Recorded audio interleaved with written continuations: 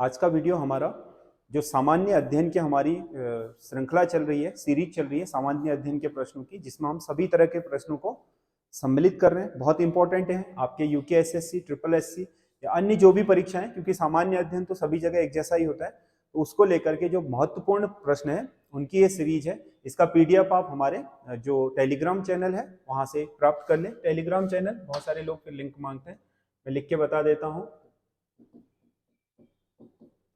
संजय देव classes करके हमारा Telegram channel है, वहां से इसकी पीडीएफ आप प्राप्त कर लें, वहां से इसको सॉल्व करें, उसके बाद यहां से मिलान कर लें। मैं इसको पूरा एक्सप्लेन कर दे रहा हूं, बहुत इंपॉर्टेंट है। हिस्ट्री, ज्योग्राफी, पॉलिटी, इकोनॉमी या अन्य जो जनरल साइंस के क्वेश्चन होते हैं वो सब सम्मिलित किए गए हैं इसमें। तो पहला क्वेश्चन है इसमें, आधुनिक भारत में सामाजिक व धार्मिक आंदोलनों का प्रारंभ किस क्षेत्र से हुआ था? आधुनिक भारत में जो सामाजिक और धार्मिक आंदोलनों का आरंभ हुआ था वो बंगाल से हुआ था। बंगाल, अगर आप देखोगे तो बंगाल में ही सबसे पहले आपका जो वेदांत कॉलेज है या फिर ब्रह्म समाज है, आपका जो राजा राम मोहन राय और उनकी जो आपकी क्या प्रगतिशील जो सोच थी, उसने ही भारत में आपके एक तरीके से सामाजिक धार्मिक आंदोलन शुरू किया। उसके बाद ईश्वर चंद्र विद्यासागर हैं, और उसके बाद कई सारे ऐसे विवियन डेजेरियो जैसे जो विदेशी हैं, उन्होंने भी इस क्षेत्र में प्रयास किया। तो राधाकांत देव हैं, ये लोग सब आपका बंगाल के जो ब्रह्म समाज है उससे जुड़े हुए लोग थे, या उसके ही जैसी संस्थाएं बनाने वाले लोग थे। उसके बाद फिर आपको पता है महाराष्ट्र की तरफ हुआ, जिसमें महादेव गोविंद रानाडे आदि ने आपका प्रतिभाग किया। उसके बाद संपूर्ण भारत में भारत का जो राष्ट्र आधुनिक भारत का सामाजिक धार्मिक आंदोलन है वो फैलना शुरू हुआ। एक्चुअल में भारत का जो सामाजिक धार्मिक आंदोलन है वो 19वीं शताब्दी के आरंभ में ही हो गया था। तो 1815 से इसकी शुरुआत मान सकते हो। 1829 में तो आपको पता है कि आपका जो ब्रह्म समाज है उसने अपना काम करना शुरू कर दिया था। उससे पहले ही आपका जो वेदांत कॉलेज है उसकी स्थापना की जा चुकी थी। किसके द्वारा? राजा राम मोहन राय के द्वारा। इन्हीं को आरंभिक संस्थाएं मानते हैं। या अन्य जो भी एक्टिविस्ट हैं, जैसे आपका विवियन डेजिरियो है, या फिर आपका ईश्वर चंद्र विद्यासागर है, या बाद में फिर आपके देवेंद्र नाथ टैगोर आदि जो जुड़े, केशव चंद्र सेन आदि, वो सब बंगाल से बिलोंग करते थे। इसीलिए भारत में इसका आरंभ करने का केंद्र बंगाल को माना जाता है। शून्य अक्षांश व शून्य देशांतर किस महासागर में अवस्थित है? शून्य देशांतर, शून्य अक्षांश। शून्य देशांतर का मतलब क्या है? Greenwich mean time. जो मुख्य ग्रीनविच मीन टाइम आपका देशांतर रेखा है 0 डिग्री, वो किस महासागर से गुजरती है? और दूसरा आपका जो अक्षांश है, अक्षांश तो प्रशांत से भी गुजरता है, और उससे भी गुजरता है अटलांटिक से भी, और आपका हिंद से भी गुजरता है, लेकिन जो 0 डिग्री आपका देशांतर रेखा है वो अटलांटिक से ही गुजरती है। तो इसका सही आंसर होगा अटलांटिक महासागर, ग्रीनविच मीन टाइम। यहाँ जो आपका अटलांटिक है लंदन के समीप है, तो ये अटलांटिक से गुजरती है। ये आपके यहाँ पर प्रशांत से, यहाँ अटलांटिक से, यहाँ हिंद से, यहाँ प्रशांत से, जो 0 डिग्री आपका अक्षांश रेखा है। 0 डिग्री देशांतर रेखा केवल इससे गुजरती है। तो इसका सही आंसर अटलांटिक महासागर ही होगा। अगला क्वेश्चन है, सिंध घाटी सभ्यता के किस स्थल से बुना हुआ कपड़ा प्राप्त हुआ है? बुना हुआ कपड़ा, बुना हुआ कपड़ा आपका, बुना हुआ कपड़ा, हाथी का कपालखंड, ये आपके मोहनजोदड़ो से प्राप्त हुए हैं। अब आप कहोगे लोथल, लोथल में जो है वो सूती कपड़ा है। ये ध्यान रखिएगा, थोड़ा बहुत अंतर होते हैं चीजों में, फिर आप उसको पढ़े रहते हो तो आप सोचते हो कि कहीं यही ना हो।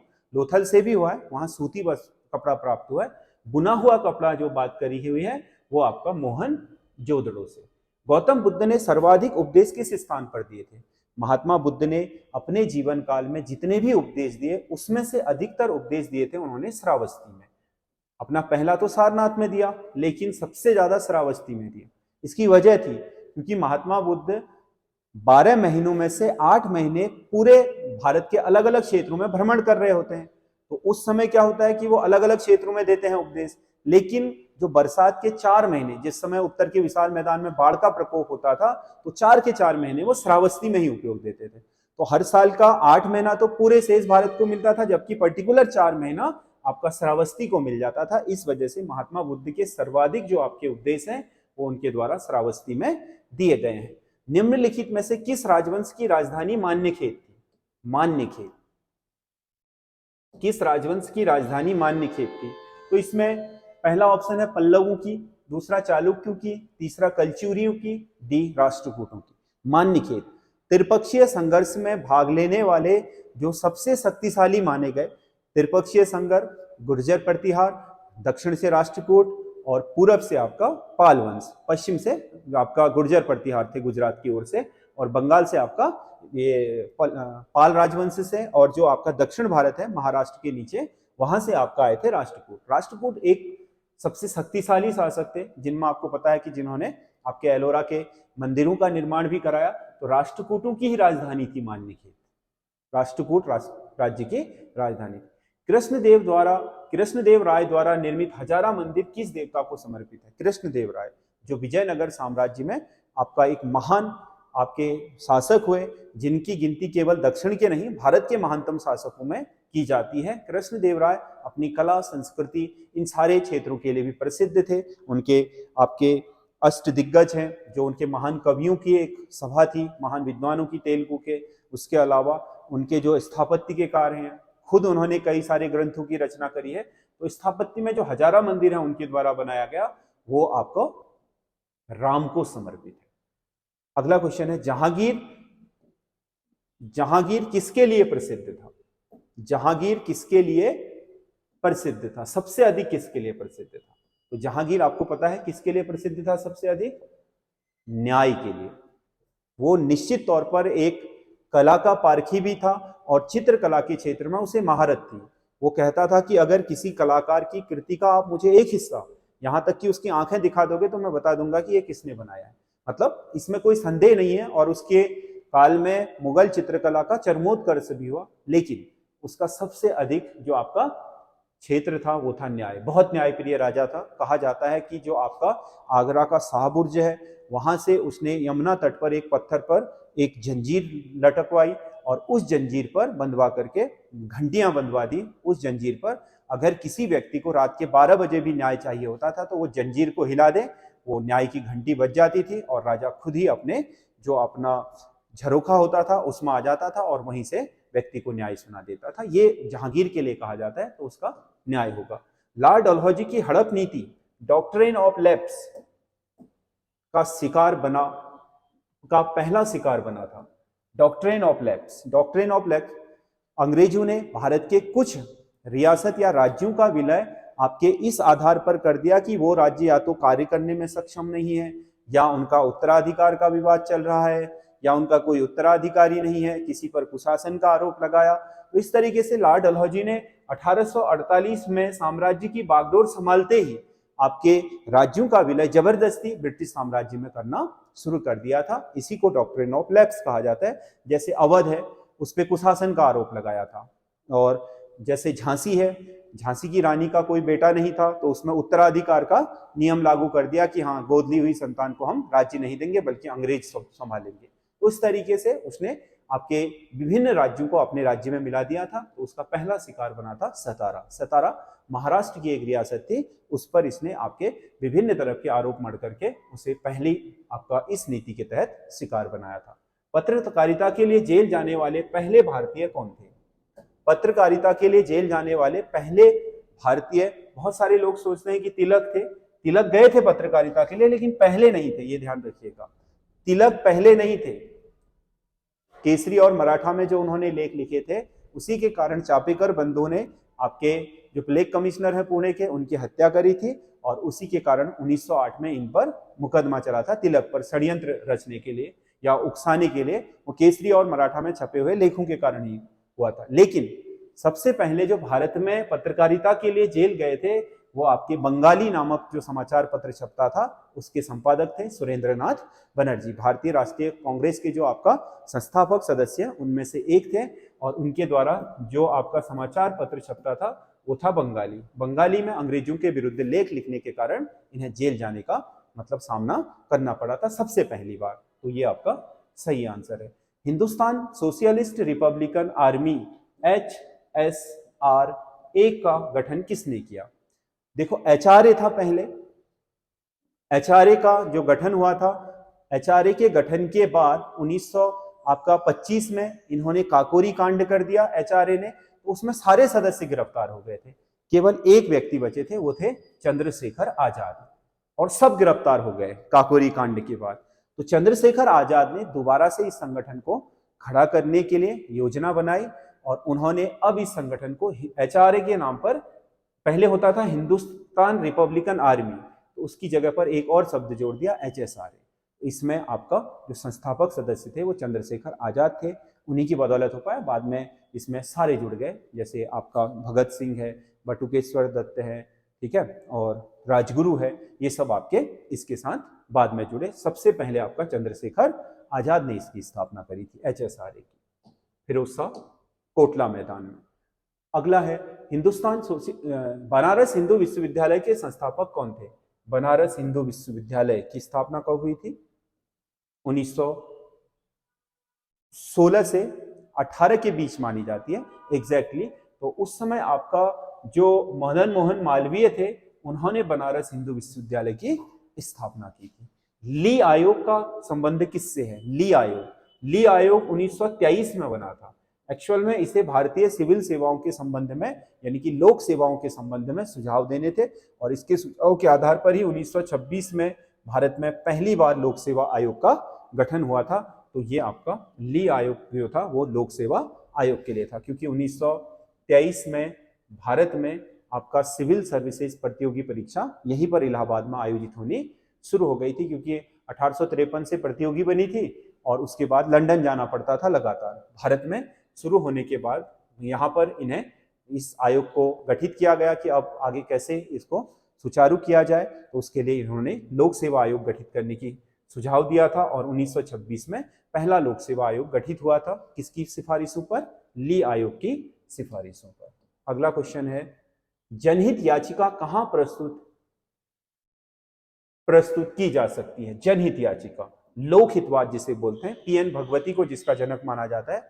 जनहित याचिका आप किसी वकील को करे बगैर एक साधारण चिट्ठी लिख करके समाज के हितों का रक्षा के लिए आपकी सुप्रीम कोर्ट और हाई कोर्ट में ये याचिका दायर कर सकते हैं। डिस्ट्रिक्ट कोर्ट में नहीं होती है, तो इसमें सुप्रीम कोर्ट और हाई कोर्ट दोनों होंगे, A और B दोनों।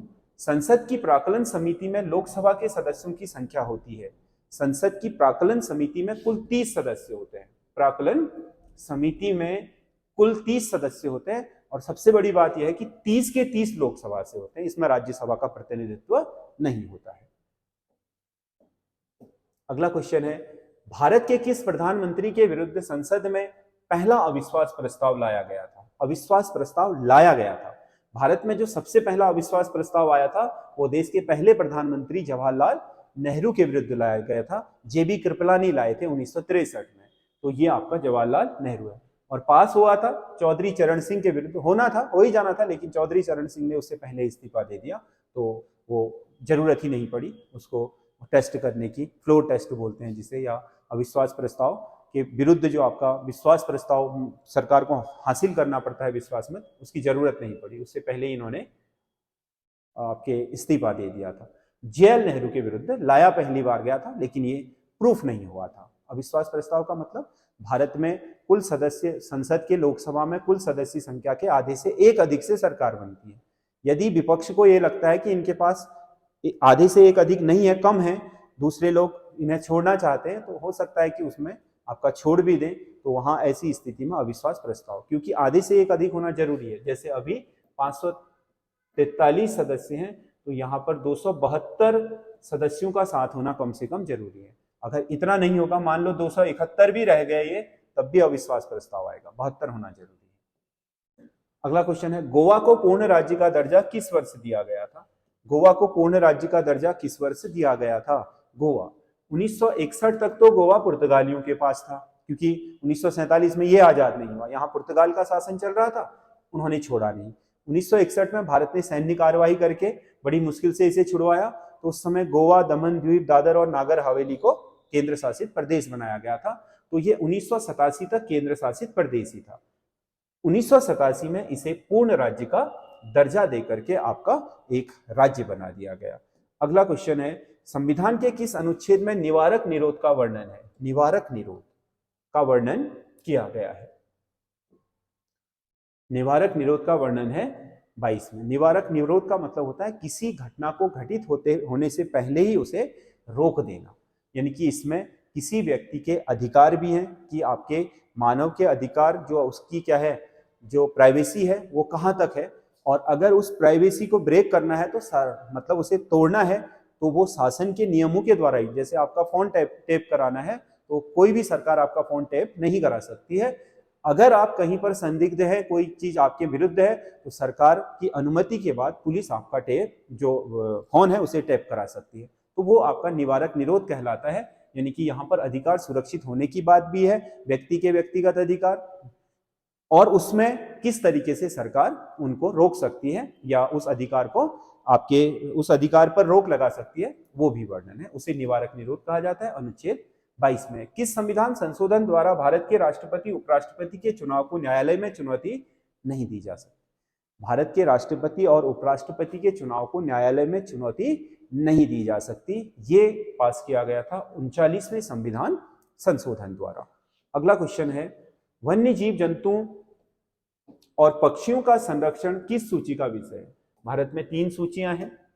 कौन सी हैं? संघ सूची, राज्य सूची, संवर्ती सूची और अपशिष्ट विषय का मतलब जो इनमें सम्मिलित नहीं है। यदि कोई नया विषय आ जाता है तो उसे अपशिष्ट विषय के रूप में आपके रखा जा सकता है। वो केंद्र का ही होता है अपशिष्ट विषय भी। तो वन्य जीव जंतुओं और पक्षियों का संरक्षण ये संवर्ती सूची में है। पहले राज्य सूची का विषय था। 42वें संविधान संशोधन द्वारा ये आपका दे दिया गया किसमें?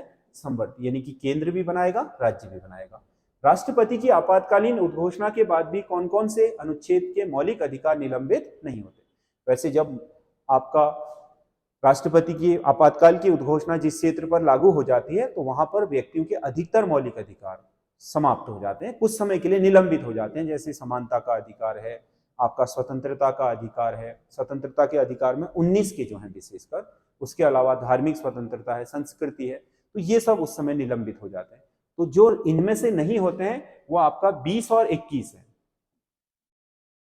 अपराध की दोष सिद्धि के संबंध में अधिकार है, जो कोई दोषी बना लिया गया है तो उसके जो अधिकार हैं कि एक आपके जो अपराध है उसके लिए एक सजा, जिस समय की विधि होगी उसी के हिसाब से सजा, अपने विरुद्ध गवाही देने के लिए बाध्य नहीं किया जा सकता, वो तो आपका अपराध की दोष सिद्धि है।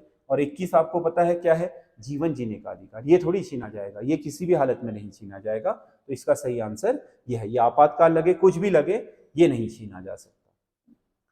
अगला क्वेश्चन है, हमारी आकाशगंगा के केंद्र की परिक्रमा करने में सूर्य को कितना समय लगता है? जैसे हमारी पृथ्वी सूर्य की परिक्रमा कर रही है, वैसे ही सूर्य आकाशगंगा की परिक्रमा कर रहा है। तो आकाश गंगा की जो परिक्रमा करने में सूर्य को समय लगता है उसे हम कॉस्मिक ईयर भी बोलते हैं। ये जो आपका ब्रह्मांड वर्ष वो होता है 25 करोड़ वर्ष का। जैसे हमें सूर्य की परिक्रमा करने में पृथ्वी को 365 दिन लगते हैं, वैसे ही सूर्य को हमारी जो आकाश गंगा है उसकी परिक्रमा करने में 25 करोड़ वर्ष का समय लगता है। मानचित्र पर समान और औसत ताप को दर्शाने वाले स्थानों को जोड़ने वाली रेखा क्या कहलाती है? औसत ताप वाले स्थान जो है क्या कहलाते हैं? आइसोथर्म। क्या कहलाते हैं? आइसोथर्म। थर्म का मतलब गर्म या मतलब आपका ताप से रिलेटेड है। तो मानचित्र पर एक समान ताप वाले स्थानों को जोड़ने वाली रेखा क्या कहलाती है? आइसोथर्म। वेनेजुएला के घास के मैदानों को क्या कहा जाता है? वैसे तो दक्षिण अमेरिका महाद्वीप है, इसमें घास के मैदानों को यहां पर कहा जाता है पंपास, अर्जेंटीना में। लेकिन वेनेजुएला में आपके ये तो आपका शीतोष्ण कटिबंधीय घास के मैदान है, ये उष्ण कटिबंधीय घास के मैदान है जो वेनेजुएला में है। वेनेजुएला में घास के मैदानों को कहा जाता है लानोच, जबकि ये पंपास आपका यहाँ दक्षिण अमेरिका में अर्जेंटीना में है।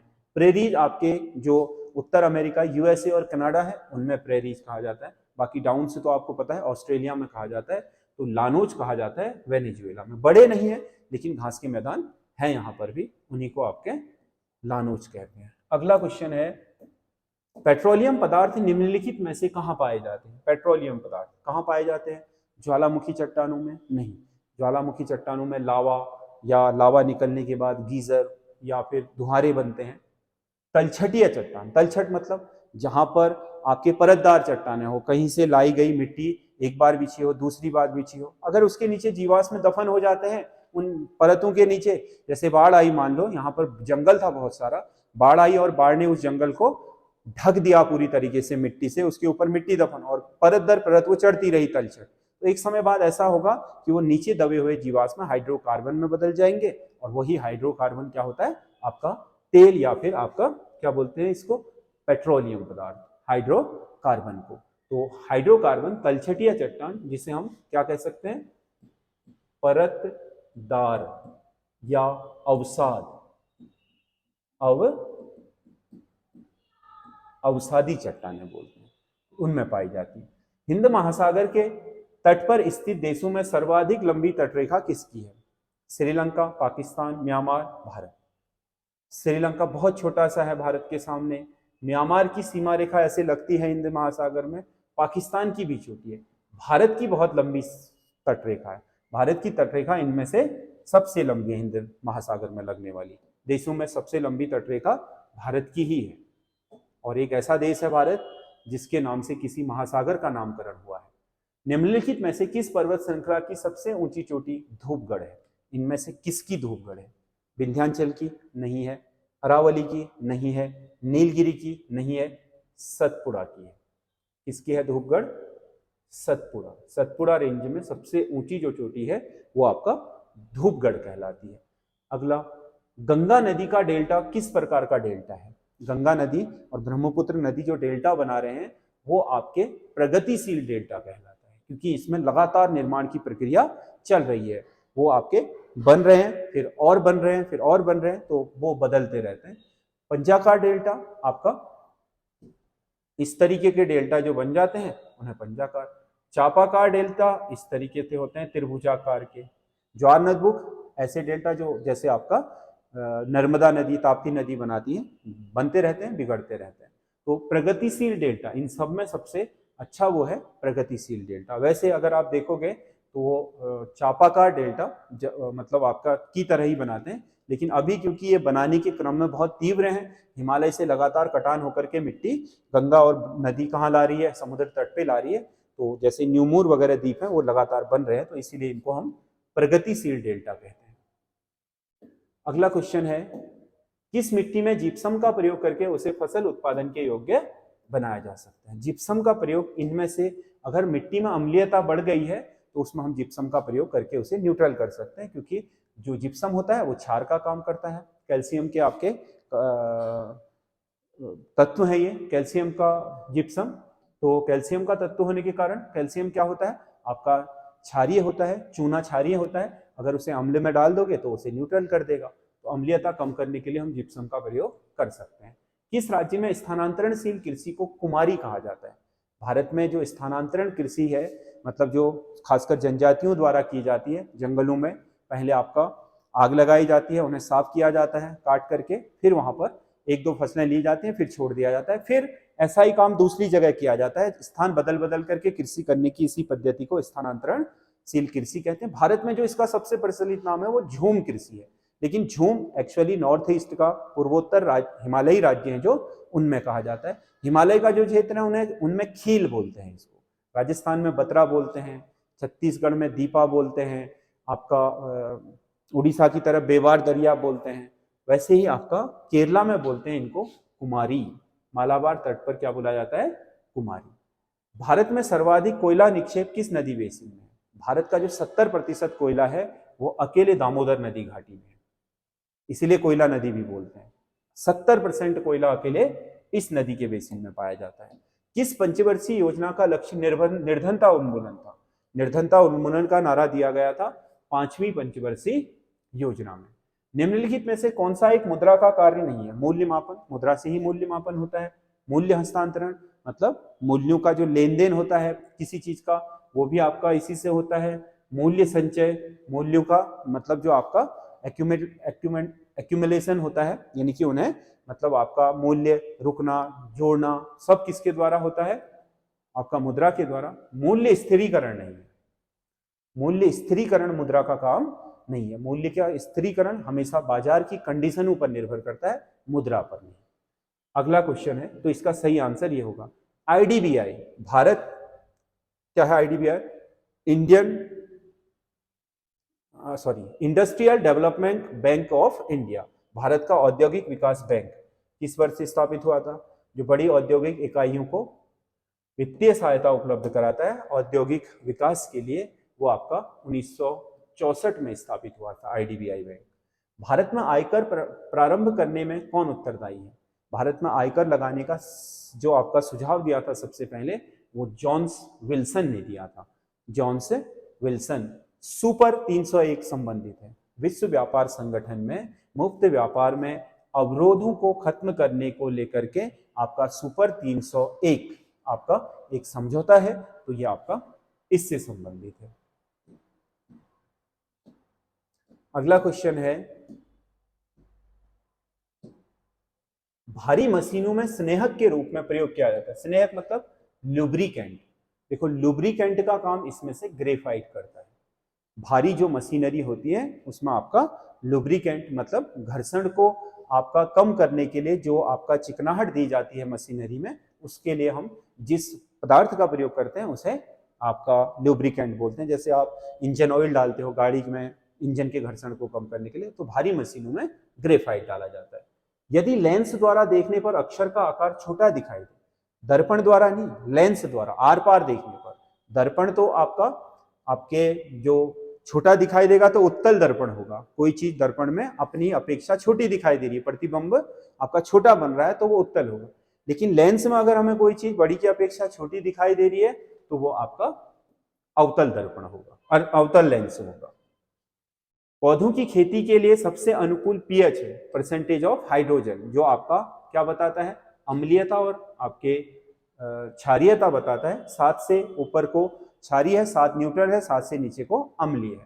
तो पौधों की खेती के लिए जो सबसे अच्छी कंडीशन मानी जाती है पीएच मापक्रम की, वो मानी जाती है 6.5 से 7.5 के बीच, यानी कि न्यूट्रल के आसपास सबसे बढ़िया होता है, ना तो क्षारीय हो ना अम्लीय।